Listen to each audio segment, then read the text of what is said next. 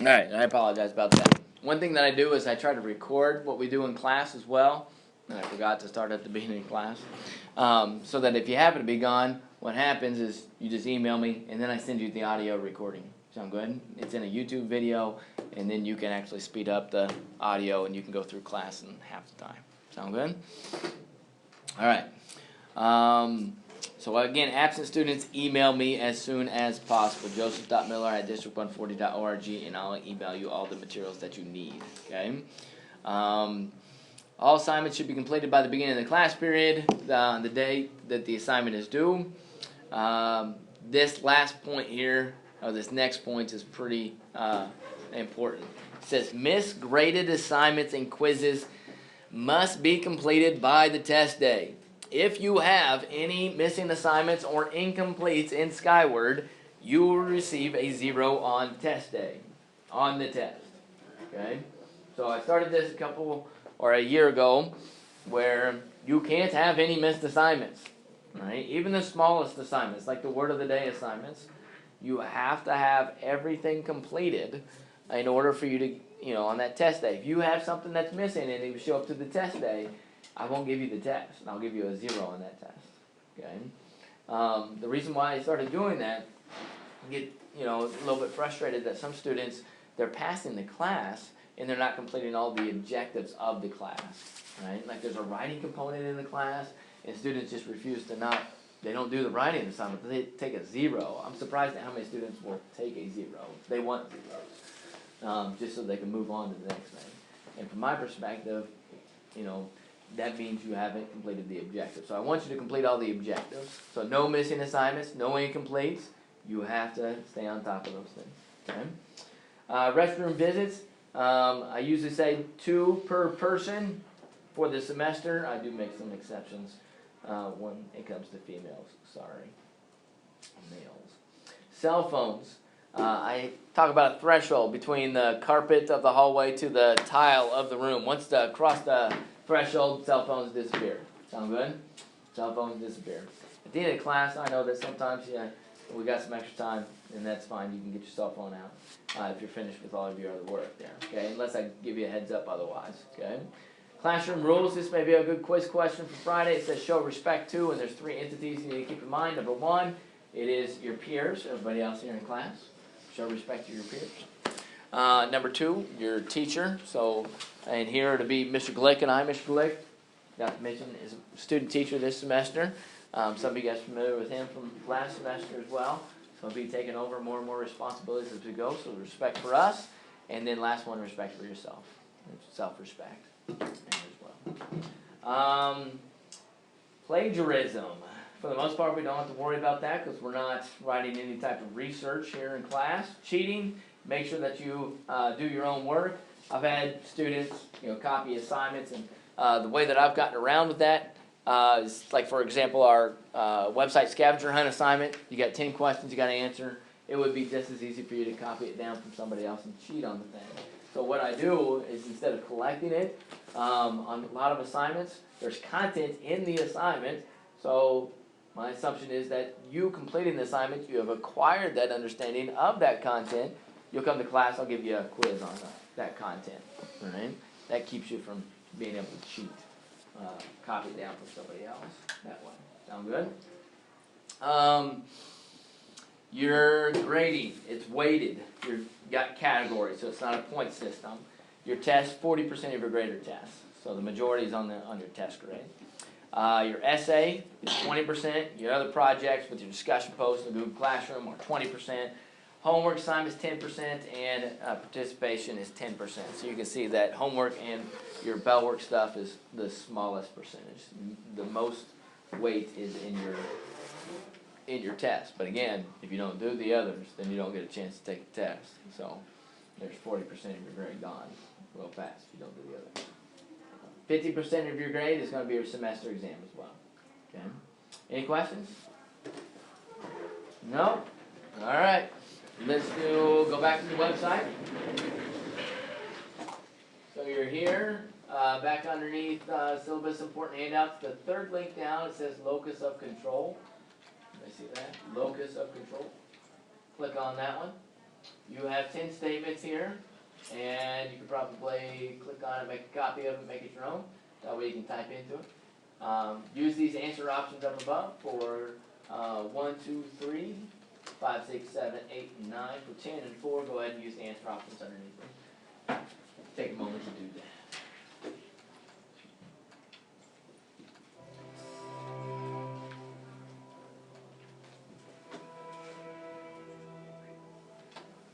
Again, if you missed it, it's underneath Sociology Syllabus Support Handout.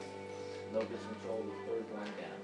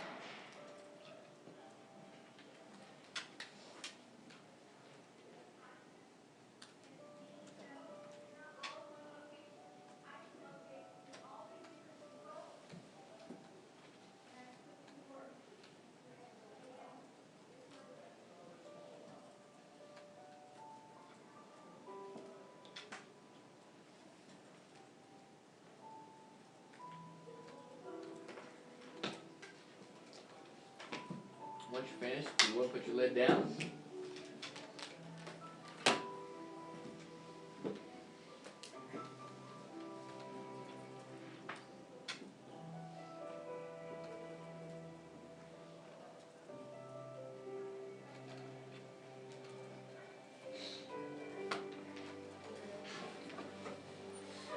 Yes, Ms. Norris. For number 4, there are also options. Are those options just for number 4? Yep, just for number 4.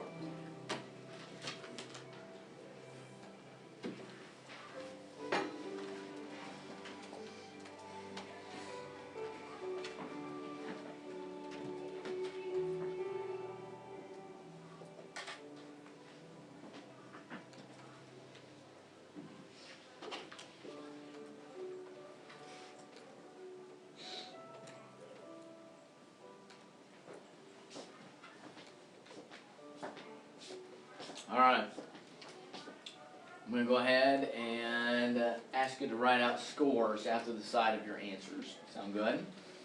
So, for every A that you wrote down, go ahead and write 10 points out to the side of it. Sound good? For every B, 7.5 points. For every C, 5 points. For every D, 2.5. And for every E, 0 points out to the side. Then, go ahead and add them up. Add all 10 of those numbers up. And then that will give you a particular number, a particular score. Sound good?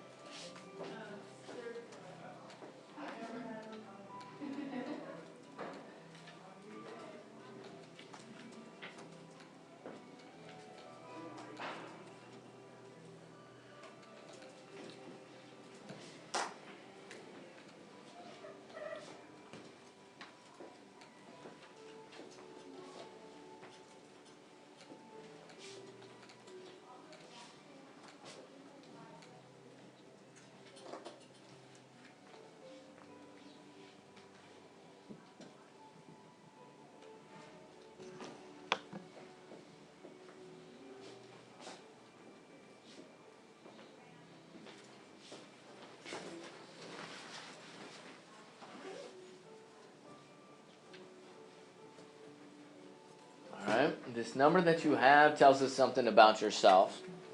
It tells us about how you approach life a little bit, okay? Everybody got a number? We're getting close to getting the number. There's really two types of locus of control, right? And that number tells you which type you fall into, what category. Sound good? The two types are written up there on the board. There's an internal locus of control, and there's an external locus of control. Internal locus of control people, what that means is that they take responsibility for their successes and failures in life. Sound good? They internalize it. It's really the psychological, aspect of analyzing human behavior. So use the example of, say, passing a test or doing really well on a test. They got an A on the test. For somebody with an internal locus of control, again, they're taking responsibility. They're going to say, I did well on this test because I studied hard, right? I worked hard, and that's why I did so well on that test. Sound good? It could go the opposite direction as well. Someone with an internal locus of control and they failed, they're going to say, hey, I didn't study hard enough. It's my fault. It's my responsibility. I should do better next time. Okay? Somebody with an external locus of control, they do not take responsibility, all right, for their successes and failures in life.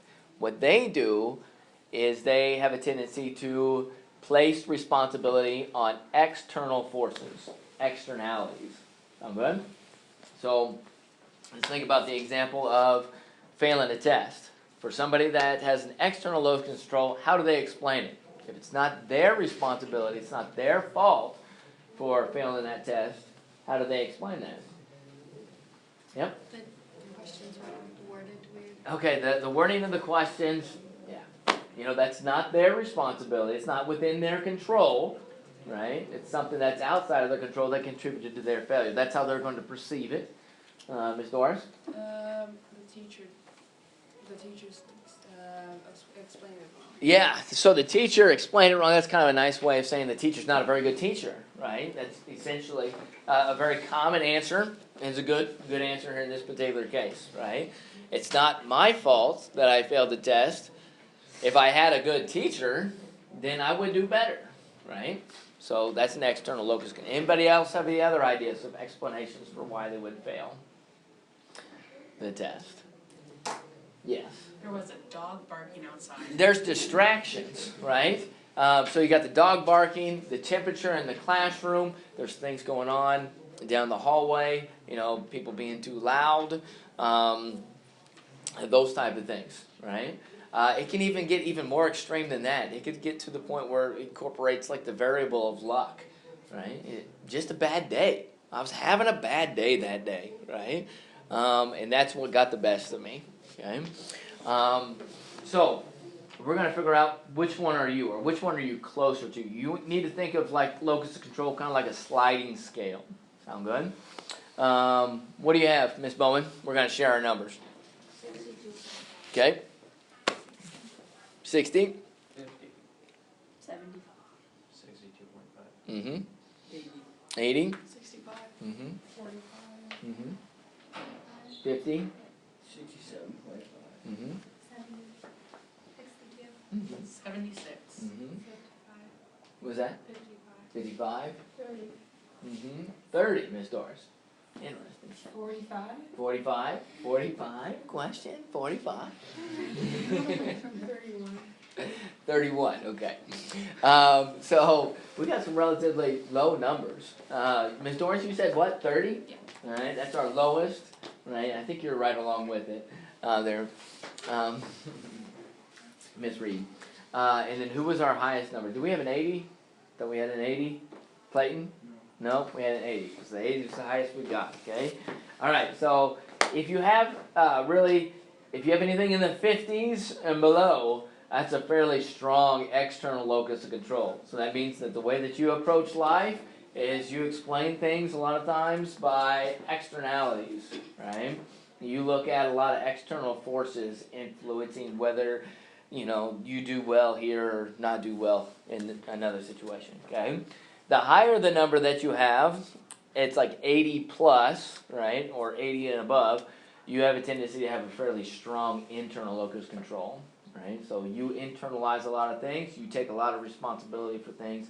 Sometimes you take responsibility for things that really you have no control over, right? But you try to, you approach it as if you do have control over that, okay? So there are benefits for both sides.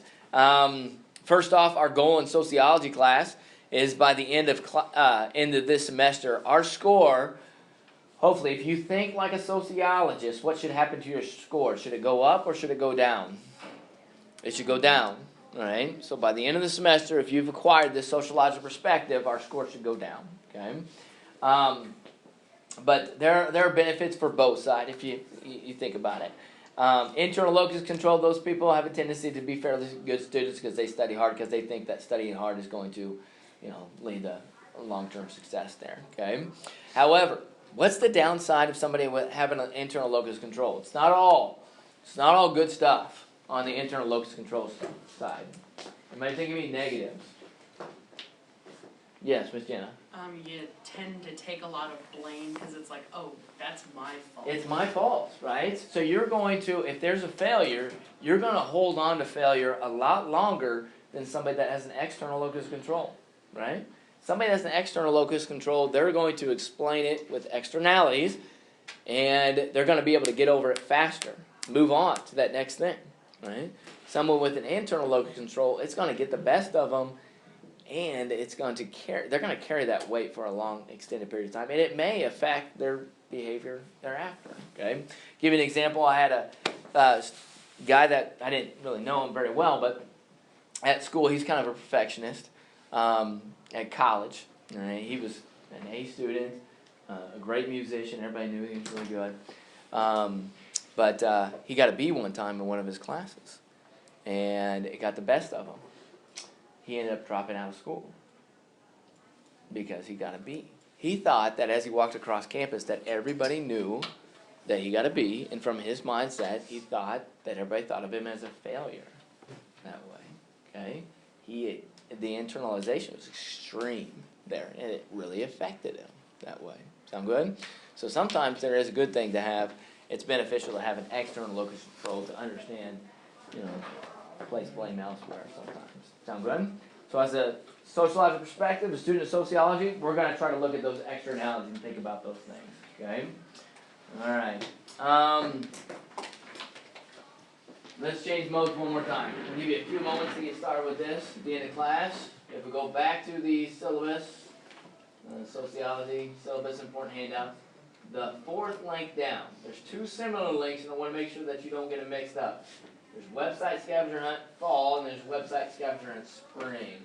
We're going to do the spring one because we're in the spring semester. Sound good? So you open that one up, and you've got 20 questions there, and you're going to be answering 10 of them. Everybody got that?